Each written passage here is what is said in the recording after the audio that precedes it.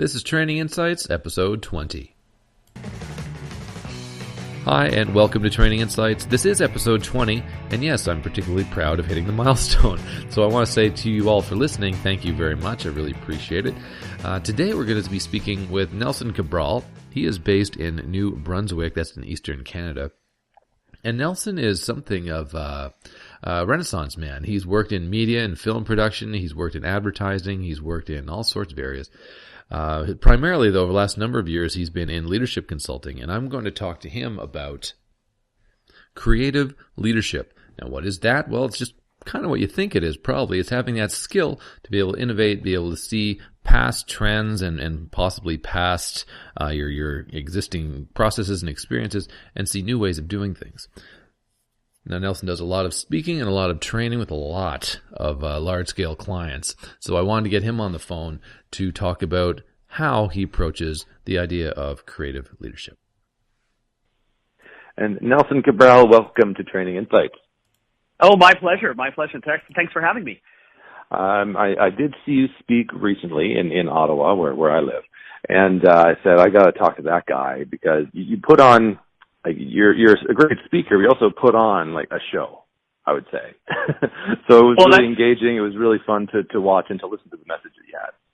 Well, thank you very much. That's quite a compliment. I appreciate that. Thank you. Yeah, I always enjoy inspiring and speaking and keynoting and just full transparency. I have a little bit of a background in musical theater, so not only am I a leadership and innovation consultant, but I used to be a big performer on stage. So maybe some of that came out. So. Well, I think that's kind of key to your message, though, in terms of creative leadership. I know one of the keys you talk about creative leadership as the future of leadership. Can you tell me a bit about the creative mind and how leadership can work with that better? Yeah, sure. Yeah, and I speak about creative leadership, and what's really interesting is a few years ago there was a study by IBM that cited that CEOs actually said that creativity is the most important leadership quality. So when it comes to the creative mind, leaders obviously need to play a big role in leading, inspiring, keeping performance and superior levels of productivity up. But it was just until recently where CEOs realized that their ability to access their own creativity and be able to inspire creativity in others has become more and more of a priority. And that's because, the digital transformation and change and transformation. And I find leaders these days, with this complex world we're in, they have to work harder at navigating and managing change. And one of the ways they do that is by adopting this concept of creative leadership. And just very quickly, creative leaders, one of the reasons why creative leadership has become one of the most popular and sought-after management styles in project management, but also in all industries, is because creative leaders are very good at ambiguity and experimentation. So when it comes to change and disruption in your industry, one of the ways to navigate that is to just adopt creative leadership because you become very, very good at dealing with experimentation and ambiguity. Interesting you say that because, there's many types of personalities. There's people who can roll with that and who can lead well in that environment. And then there's the people who kind of like the boxes and like the process and this shan't change because it's how we've been doing it for 20 years or whatever. How do you manage to inspire a team that might like the boxes, that might like that compartmentalization of things? And how do you creatively lead a team like that? How do you get them out? Yeah. How do you change it, do you think? That is a great question. And I find when I do a lot of consulting all around the world with executive and leaders, and I find the status quo is so easy. The status quo is so comfortable, and people have this way that they were either taught to lead, because a lot of people who go into leadership positions, they weren't necessarily taught to be a good manager or leader. Some of them just got there because they were superstars in their own right, and they just fell into this leadership role. But they either did get training, or they just found their way into leadership roles. What's really hard for me, I find, is when I do begin projects, whether it's, training or consulting, whether it's a 6-month program or 12-month program. Full transparency, it does take a while. And, the very, very simple answer to that question is small steps. Small steps. Okay. I usually go through a kind of creative leadership assessment where I spend some time with the executive team and I try to figure out how are they doing on leadership, how are they doing on culture, and how are they doing on performance? Because I truly believe in order to really ramp up leadership and innovation, you have to look at those, I call it the trifecta, the creative leadership trifecta. So it's leadership, culture, and performance. So I do an assessment, and I basically try to figure out where are they doing okay? Are they doing good with leadership? Are they doing good with culture? Or are they maybe a little bit have some work to do when it comes to inspiring performance?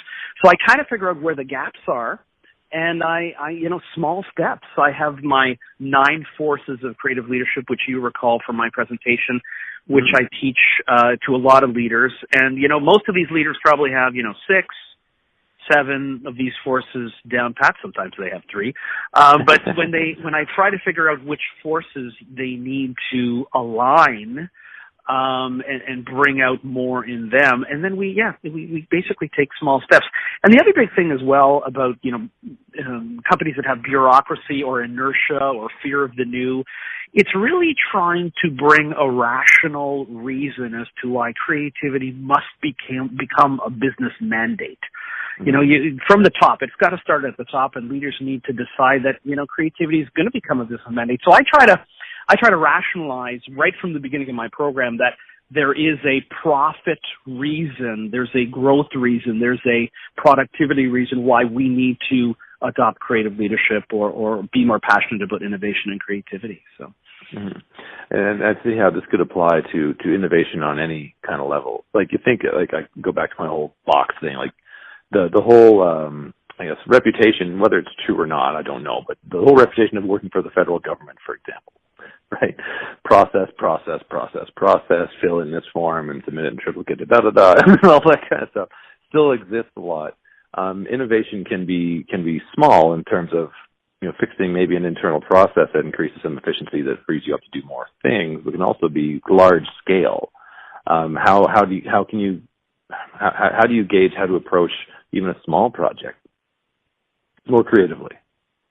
Yeah, it's funny you say that because I'm actually, since our my workshop and keynote at the National Symposium in Ottawa, I've actually been talking to a lot more federal government executives about potentially coming in and helping them. And what I've learned, and you may know this, what I've learned is there's actually a mandate that I think just started about 6 months ago in the federal government where innovation and creativity is actually being measured.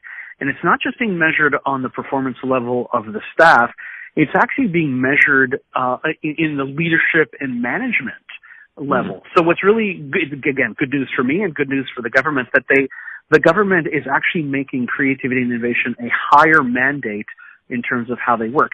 So again, what I do when I go in is I do a bit of an assessment of the leadership, of the culture, of the performance. But you're absolutely right. We also try to figure out, where is the creativity? Is it a macro level creative leadership that's needed, or is it a micro level? So we actually dig a little bit deeper and try to figure out, are we trying to attack this on a process level, or are we trying to track this on a project level? So again, I kind of dive in there, and I have a model and a framework that I call the Creative Storm, if you remember from my my project there. And it's basically an innovation management process where if you can bring these 9 forces of creative leadership together and align them in a perfect storm, then you'll have this perfect storm of profitability and innovation. So I usually, let's say it is just on that project level, I bring my entire creative storm process to that project, and we try to figure out, how can we reshape this process just a little? Because sometimes it's not a massive amount of change that's needed. Sometimes just a small shift in mindset, skill set, and tool set can actually unleash a huge amount of creativity and innovation. So that deep dive into not the macro level but the micro level, we try to figure out how the team's working. We try to figure out how the leaders are working, and we bring some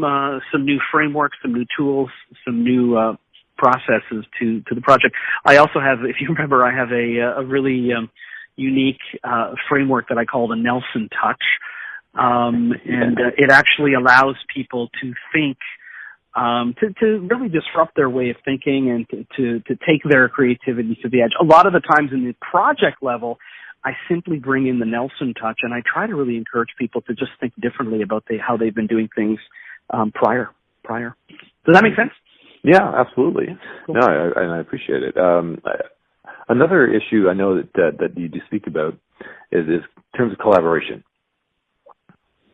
And I mean, we're talking about how teams can innovate and how you can kind of restructure your processes and do all sorts of innovate in a lot of different ways.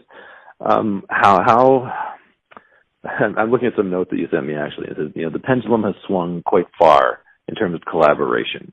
How do you know where the tipping point is for not enough collaboration and too much collaboration, do you think, in a team?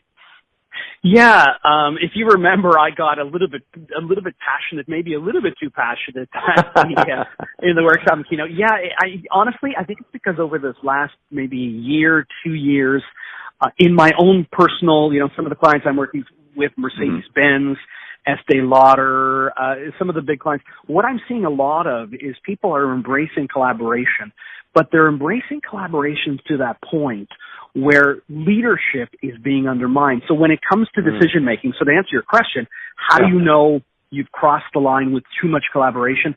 When the leaders are not leading and they're looking for all the answers and, too much involvement from everybody, when it crosses that line and, you're getting into a room and you're asking about big decision-making questions, about strategic decision-making questions, you're actually getting in a room and you're voting on it. That's when I find the tipping point is there. Now, there is a little bit of a grayness there because do I bring the entire team into a room and get everyone's thoughts and opinions, and do I make sure that everyone's voice is heard? Absolutely. That's the key to collaboration. However, at the end of the day, if you remember, one of the forces that I think is crucial is I think force number 3, elevate strategy, and that is my ability as a leader to make the tough decisions. So I always need to remember as a leader, I want everyone to collaborate, I want everyone's opinion, I want everyone's ideas and thoughts, but at the end of the day, I make the final decision. So when you get to a point where you see a leader not elevating strategy and not making that final decision, but maybe allowing too many opinions come in and to the decision-making process, that's when I believe the pendulum has swung too far. And what's really interesting is I just wrote an article recently called "The Death of Collaboration," which is getting a lot of people. A lot of backs up against the wall. And again, I'm not saying collaboration isn't good, but all I'm saying is, I think over the last couple of years, everyone thinks the answer is to increase collaboration. But let's increase collaboration, but let's make sure that strategy, the decision-making power of the manager and leader always stays there. And let's not forget that. So to me, it's finding that balance. It's making sure you get that, fostering an environment where new ideas are safe and are encouraged and expected, but at the same time, making sure that, I encourage others to make decisions, but you defy them when you must. You're flexible, but you're defiant. So, well, it all depends on the mission, right? You're on a path, and it's great to figure out a way to get there, but if you own it too, you're responsible for it, so you need to make the call, and you need to be that leader, right? Yeah, you make an excellent point there, because I've been in rooms before where I've had, a decision was made by too many people and it was too collaborative and it was a vote, and then at the end of the day, it was actually a bad decision that was made. And at the end of the day, it's not the groups that's going to get in trouble; it's going to be the leader. Yeah. The leader is going to fall. Like when good things happen, a good leader will give credit to the entire group. But when bad things happen, it's the opposite. It's the leader that has to take full responsibility for that. So that's the double-edged sword there. So, yeah. I'll mention one other thing. I find when it comes to force number 3, which I call elevating strategy, a leader must always, make decisions based on elevating the business strategy. there's a great metaphor or visual, and I think about bamboo. When you think about bamboo, bamboo is a plant that is firm, but also has the ability to flow with the winds of change. So when you think about navigating change and disruption, if you always think about a leader as bamboo, bamboo needs to be, as a leader, must be firm and defiant, but also must flow with the winds of change.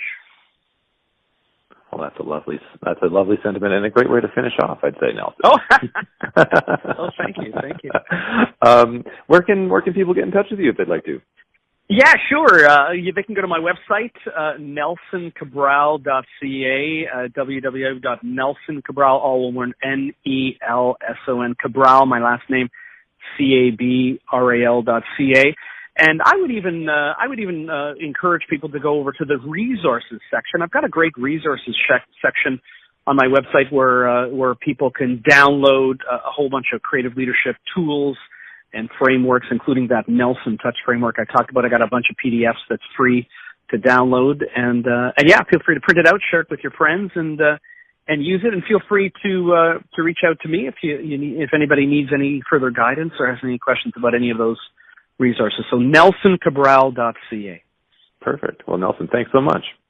Thank you for having me. An absolute pleasure.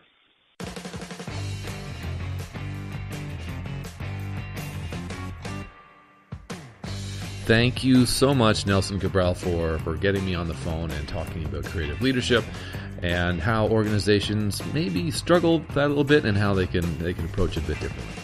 And thanks to you for listening. If you'd like to get in touch with me for any reason, maybe you like the show, maybe you don't, maybe you have a suggestion, please get in touch. You can go to kevinmcgowan.ca. You can drop me a line from there. And maybe you'd like to be on the show. Let me know. I'd be happy to have you on. So thanks so much for listening, and I hope to see you again next time.